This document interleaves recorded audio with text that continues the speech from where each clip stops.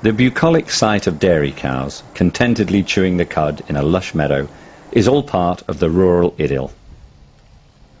Truth is, it's one huge deceit that has prospered on ignorance. This is what it's all about: milk, and lots of it. High-yield cows produce an astonishing 120 litres a day, 10 times more than any calf could ever drink. But that's academic to the calves. After 48 hours, they're taken away and never taste milk again.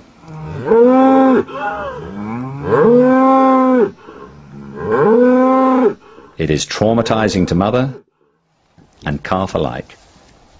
This little creature sits in its own diarrhea, lost and bewildered.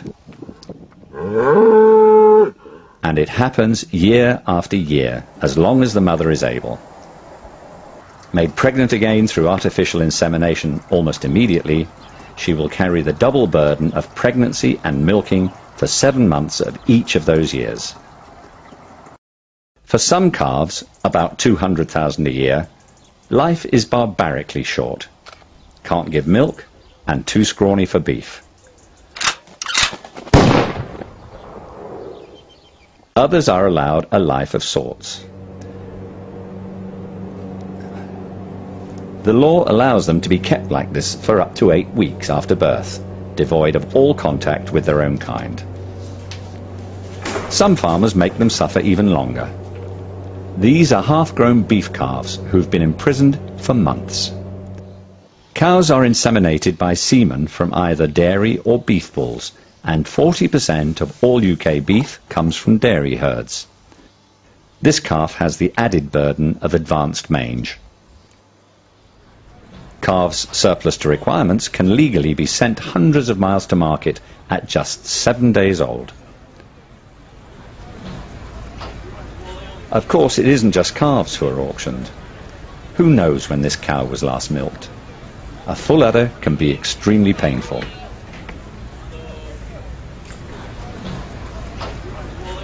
And this poor creature gave birth in the market, as the still attached afterbirth shows.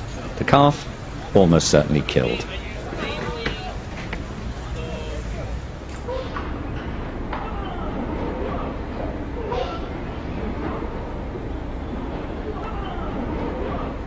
Because beef cross calves can be too big for dairy mothers, they may cause nerve damage and paralysis, which results in the cows doing what's called the splits.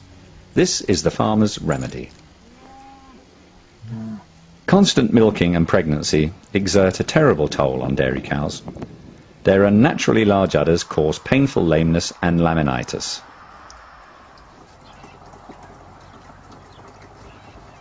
Suddenly, the life of a dairy cow seems far from idyllic. They are unable to eat enough to stave off hunger, and this is why. The twice-daily routine of extracting their milk.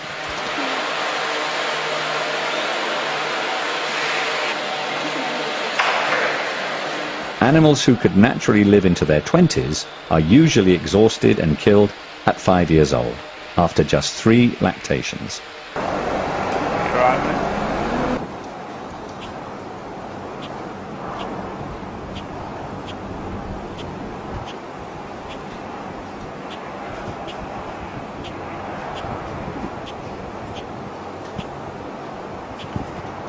Even those cows with access to pasture spend at least 6 months a year behind doors.